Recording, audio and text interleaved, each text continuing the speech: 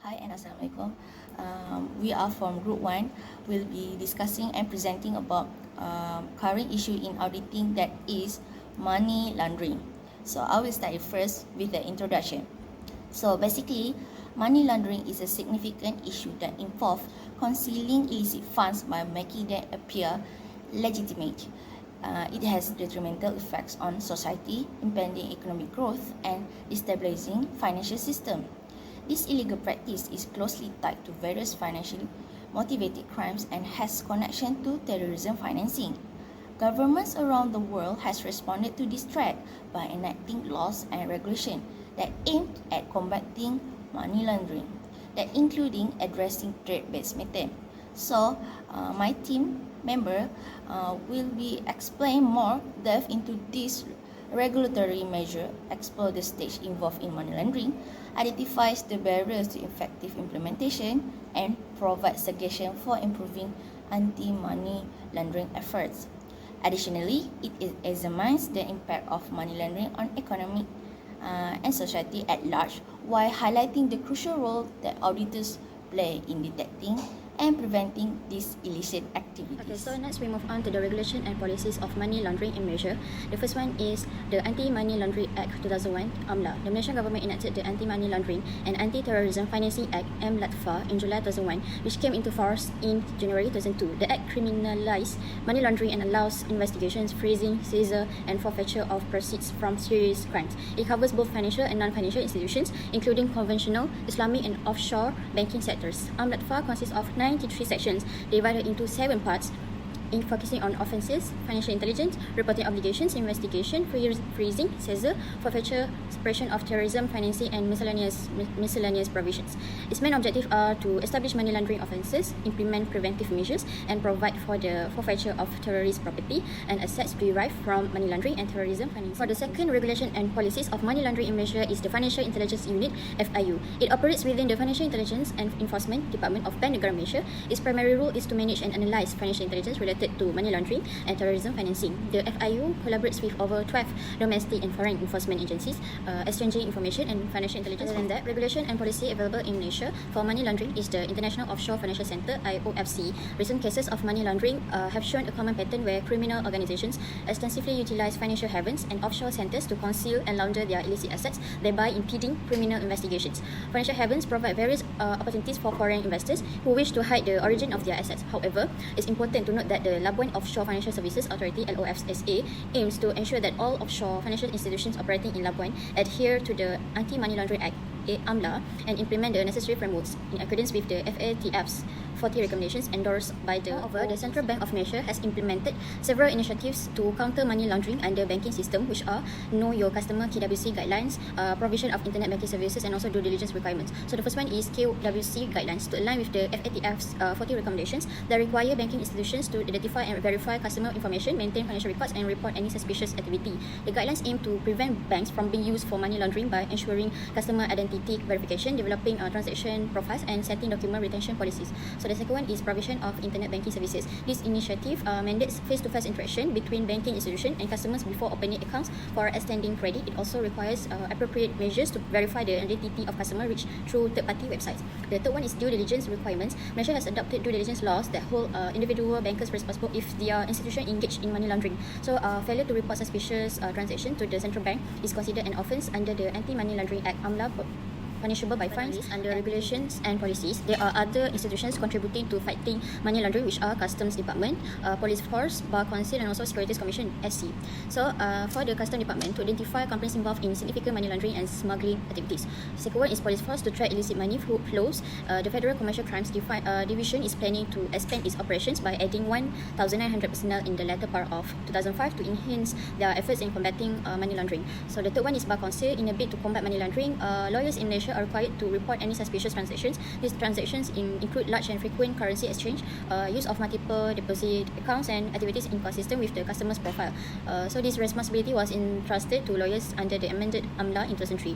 The last one is Securities Commission, SC. The Securities Commission is determined to take action against and penalise abuses of power by directors and CEOs. So under Section 130 of the Companies Act 1965 allows for the disqualification of company directors and convicted of offences involving fraud or dishonesty, including facilitating money laundering activities or or 4. Next, we move on to the stages of money laundering in Malaysia. We have 3 stages, which are placement, layering, and also integration. Placement is the first stage of the money laundering process. In order to separate illicit funds from their illegal source, the illicit funds are placed into the legal financial system. The initial stage of money laundering involves the introduction of cash obtained from illegal activities into the legitimate financial system. Next, layering is the second stage of the money laundering process, where it involves the process of creating multiple layers of transactions to further separate the illegal funds from their illegal origins. An example would be the resale of assets initially purchased in cash by using the illegal funds. The function of layering is to conceal or to make it difficult to ascertain the source of the funds. Lastly, the final stage of money laundering involves reintegrating the laundered funds back into the criminal's possession through seemingly legitimate means. It completes the money laundering process where laundered funds are successfully integrated into the economy as legitimate proceeds. Once the cash has been successfully placed into the financial system and layered to conceal its illicit origin, the funds become Barriers integrated. and suggestion to effective implementation of criminal regulation. The first one is IT capabilities infrastructure. Research findings indicate that IT infrastructure plays a significant role in evaluating risk, surpassing human judgment in terms of performance when faced with identical signals and inexplicable deviations. Banking institutions face difficulties in detecting trade-based money laundering (TBML) activity due to the complex and expensive data involved, such as trade-specific account details and other relevant information, which necessitates meticulous paperwork. Traditional methods alone are insufficient for banks to effectively identify instances of money laundering. They require the assistance of an IT system to enhance their capability. To incorporate these IT systems, banks need to allocate a specific budget for their database development. Additionally, banking institutions must invest in staff training to ensure familiarity with the system. Through advanced monitoring and detection capabilities, IT systems enable real-time analysis of transactions, customer behavior, and patterns to identify suspicious activities. IT infrastructure also streamlines and automates know your customer KYC process, ensuring proper customer identification and due diligence. By adopting a risk-based approach, banks can leverage IT systems to assess and assign risk rating to customers, accounts, and transactions, enabling focused monitoring of high-risk areas. Additionally, IT infrastructure facilitates regulatory reporting and compliance by generating accurate and timely reports for regulatory authorities. IT systems help ensure that the necessary information is collected, maintained, and shared as per legal obligations. Frontline staff, bank frontline employees are crucial in spotting and reporting suspicious transactions. In light of the fact that good training can improve performance in the assigned function, the frontline officers' proficiency is crucial. When assessing the risk of money laundering, bank officers are the first line of protection. Damages are a given if they are able to avoid detection and pass the risk. For instance, if a customer visits a bank to open a savings account and the frontline employee fails to identify the danger, the account cannot be terminated at this point. The danger has already been taken on by the bank. The frontline officer's crucial responsibility is to carry out the customer due diligence procedure in order to identify the warning signs.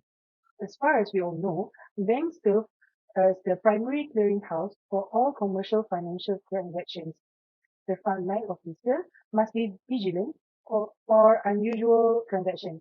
However, the banking institution must bear significant expenses as a result of this process, which is why they are hesitant to invest in this problem.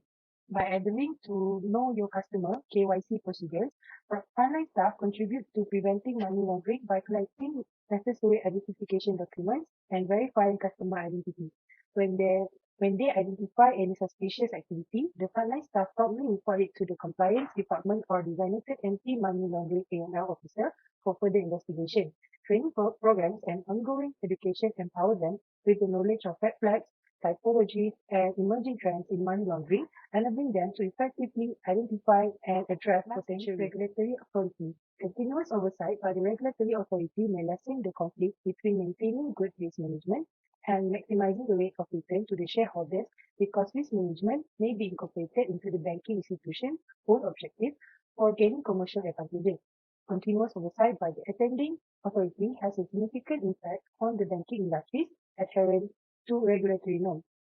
Failure to follow the rules may result in risk assessments by bank officers, in particular, being subpar.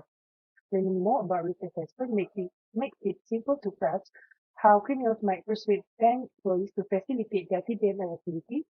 In order to inquire about the process of risk assessment, the financial institution and the authorities must concentrate on thinking like anti-money laundering would do. By establishing mandatory compliance measures, regulatory authorities set the foundation for a robust AML program.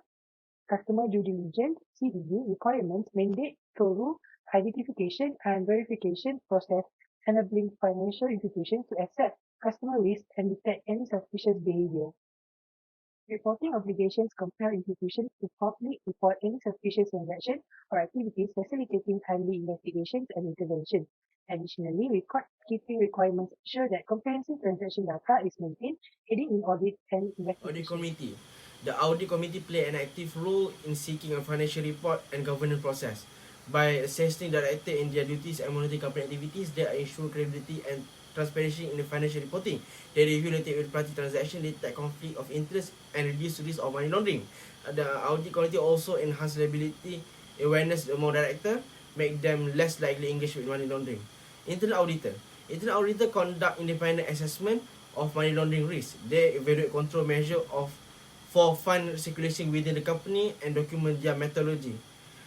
Their truly investigation suspicious transaction ensure they are legitimate and employ enhanced due to the diligence for non-face-to-face transaction. Within their knowledge and experience, internal auditor are equipped to recognize fraud scheme specific to the organization of industry.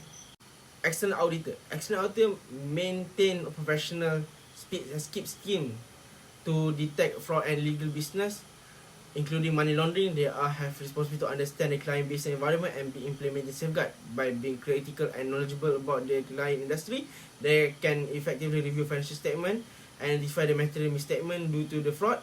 External auditor are also obligated to report non-compliant with law and regulation, including instances of money laundering, to the appropriate authorization.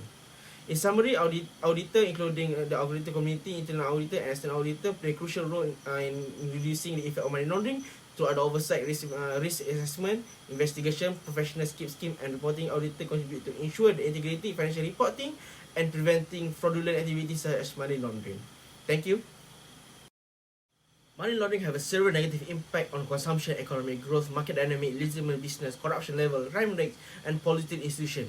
This impact include, first, the formation of consumption. Money laundering distort consumption pattern as criminal use illicit business to purchase high value asset like real estate, luxury good artwork instead of investing and spending money in a more productive way. Honest consumer may struggle to afford inflation price, leading to economic inequality and imbalance in the market. Second, artificial price growth. Money laundering pay more than the true value of an asset, legitimize the legality obtained fund. This create an artificial increase in price, making the asset unaffordable for legitimate buyer. It distort market dynamic and can lead to a speculative bubble. Third, effect growth rate. Money laundering deferred fund from legitimate and productive activity into criminal activity, potentially causing a collapse in a certain or sector industry. This harm the economy and financial institutions, which are crucial for economic growth and usage. Fourth, illegal business effect legitimate ones. Suspicion and mistrust in legitimate business transaction can rise due to the involvement of illegal transaction associated with the money laundering. This deter foreign investor from engaging in illegal transaction, leading to the decreased investment and higher economic growth. Fifth, corruption and bribery. Money laundering promote corruption and bribery with the financial institution, with the sector economy. Professional with a lawyer, banker, accountant can be included in this criminal, where the political officer responsible for financial market regulation can be corrupt. Six, increase crime. Money laundering provide economic power to criminal, enabling them to expand their legitimate activity. They can establish seemingly legitimate business, diversify their operation and financial criminal network. Destabilize politician institution. Money laundering who can accumulate with a significant portion of money may seek into the increase of political control through corruption, bribery, and influence in election. So now there are several cases that we can refer in regards with the money laundering matters. The first one is Wachovia Bank. Wachovia Bank, once a major US financial institution, was involved in a large-scale money laundering scandal. Drug cartels in Mexico used the bank's branches to launder approximately 390 billion US dollars between 2004 and 2007. The funds came from drug sales in the United States, smuggled into Mexico and then deposited into Wachovia accounts. The bank failed to properly verify the source of these funds. Martin Woods, a whistleblower at Wachovia, raised concerns and faced backlash for trying to freeze suspicious accounts. Wachovia ultimately escaped prosecution by paying an amount of 160 million US dollar fine and promising to improve its anti-money laundering procedures. Second case is Standard Chartered Bank. In 2012, Standard Chartered was accused by New York's Department of Financial Services, DFS, of the Iranian government's failures in anti-money laundering controls that had cleared the US regulations for $265 billion. In addition, the bank has been accused of violating US sanctions on Burma, Libya, and Sudan. In 2019, the Federal Reserve decided to stop and give up on Standard Chartered as it continues to fail to implement AML practices and ignore sanctions against Zimbabwe, Burma, Iran, Sudan, Cuba, and Syria. The last case is on One Malaysia Development Berhad 1MDB. More than $4 billion was stolen from the 1MDB fund and spent by the perpetrators on art, diamonds, and property. Joe Low allegedly used 1MDB funds to support a lavish lifestyle in the United States. The Department of Justice traced $100 billion from the Petro-Saudi deal to the purchase of the properties in Hollywood and $40 million to apartments in New York. He established friendships with musicians Swiss Beats, Alicia Keys, and Pras, was pictured partying with a socialite Paris Hilton, and used funds to purchase luxury items for model Miranda Kerr and singer Eva Xiao, with whom he was romantically involved. Hollywood film production company Red Granite Pictures, co-founded by Riza Aziz and Joey McFarlane in 2010, also reportedly received misappropriated funds from 1MDB. So lastly, for the end of presentation, conclusion is money laundering in the context of auditing has significant implication for the economic development of developing countries as it undermines monetary stability and erodes investor trust in financial institutions. The connection to terrorism financing underscores the need for strong legislation and policies to combat this illegal activity. International cooperation, information sharing, and law enforcement collaboration are prioritized in order to effectively address money laundering. The enactment of law such as the Anti-Money Laundering Act demonstrate the commitment to combating this issue and ensuring that financial entities comply with reporting regulations.